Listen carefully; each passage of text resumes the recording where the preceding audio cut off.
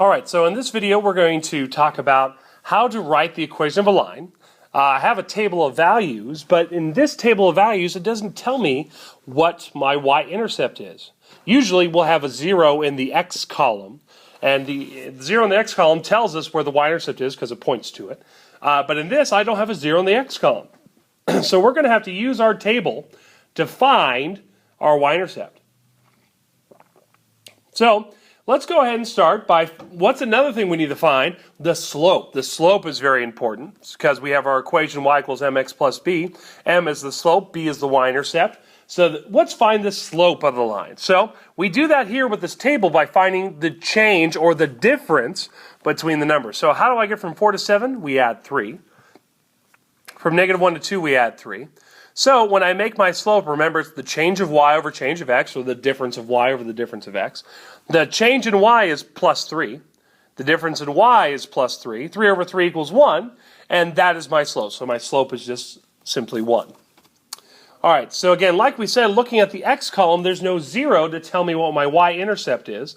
So what I'm going to do is choose a point that I can plug in to y equals mx plus b with my slope to find out what b is. Now, looking at my table, could I, if I wanted to, and the answer is yes, I could, can I write -1, 4 as this, like an ordered pair, -1, 4? And I could do that with all the other numbers in the table, write them as an ordered pair, as you can see there in red.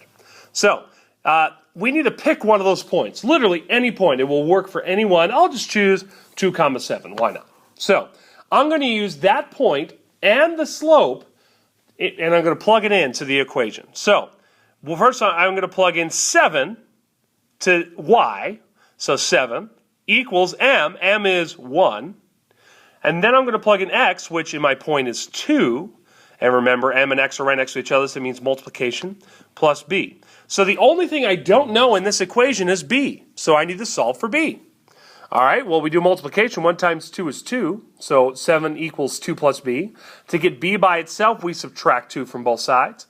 And we're going to get 5 equals b. So what we did, we just chose a point with the slope, plugged it in, and we found out what b is. So now that I have my slope and my y-intercept, I can write my final answer, which is y equals 1x.